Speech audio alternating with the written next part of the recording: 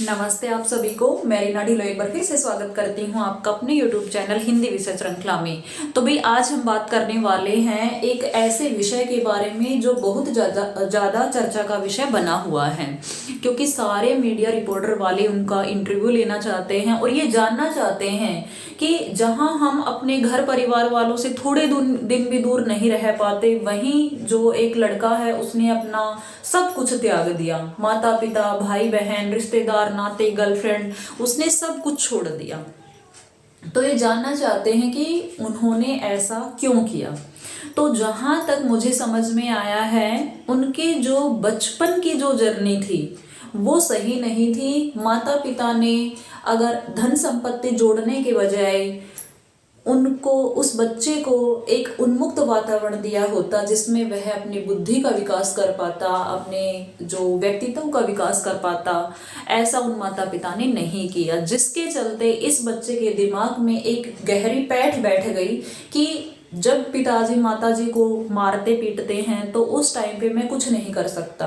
जो उनकी गर्लफ्रेंड है, बेस्ट फ्रेंड है, उनकी कोई रिश्ते नाते में बहन है, उनके साथ भी जो अत्याचार हुए उनके खिलाफ भी वो कुछ नहीं कर पाए। तो इसी के चलते उनके दिमाग में ये चीज़ें घर करती चली गई कि इस संसार में आने का मेरा निमित्त क्या है, मैं इस संसार में क्यों आया हूँ, क्या कारण है यहाँ इस संसार में आने का, मैं किस प्रकार से अपना जो सर्वश्रेष्ठ योगदान है इस संसार में दे सकता हूँ। तो जब मनुष्य हर तरफ से अपने आप को हारा हुआ महसूस करता है तो उसे अंत में एक ही राह नजर आती है और वो आती है भगवान की, क्योंकि भगवान सर्वव्यापी हैं, हर जगह हर टाइम वो अवेलेबल हैं और जब भी चाहे मनुष्य उनकी राह पर चल सकता है। ठीक है, तो इसीलिए जो ये अभय सिंह जी हैं, हरियाणा झज्जर डिस्ट्रिक्ट से बिलोंग करते हैं, उन्होंने भी भगवान की राह को अपनाया कि मैं इसी के नक्शे कदम पर चलते हुए, उन्होंने इतनी पढ़ाई की, हम और आप तो उनके सामने तुच्छ हैं। ठीक है, तिनके के समान भी नहीं है। उसने सारी हिस्ट्री, नेपोलियन वगैरह सब कुछ पढ़ रखा है।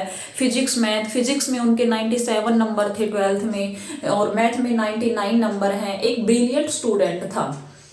ठीक है, लेकिन अगर समाज में उसे अच्छा माहौल मिला होता तो वो जो आज कर रहा है उससे भी बेहतर वह कर सकता था, परंतु जो समय निकल गया उसके बाद पछताने से क्या ही फायदा है। तो अंत में मैं जो माता पिता हैं उनको एक मैसेज देना चाहूँगी कि चाहे आप अपने बच्चे के लिए कोई प्लॉट ना खरीदे, कोई मकान ना बनाएं, कोई पैसे इकट्ठे ना करें, परंतु सबसे बड़ी जो बात है उसको एक स्वतंत्र वातावरण दे जिसमें वह अपने आप को उन्मुक्त महसूस करे। ठीक है, और यदि हम बच्चे पर दबाव बनाते हैं तो आप देखते होंगे कोटा जैसा जो एजुकेशन सिटी है, आपको पता है, वहाँ से कितने ही सुसाइड के केस हमारे सामने आते रहते हैं। तो ये सोसाइटी का ही फॉल्ट है। तो अपने बच्चे पर इतना ज़्यादा दबाव ना बनाए। और देखो, पति पत्नी, देवरानी जेठानी, भाई बहन सब में लड़ाई होती है, परंतु उस लड़ाई को इतना मत बढ़ाइए कि वो किसी की बुद्धि पर बुरा असर डाले। लड़ाई की एक लिमिट होती है, उसको वहीं तक छोड़ देना चाहिए और आगे फिर घुल मिल करके परिवार में सुख शांति पूर्वक रहना चाहिए, खासकर बच्चों के सामने। ठीक है, आशा करती हूँ जानकारी आपको अच्छी लगी होगी। धन्यवाद।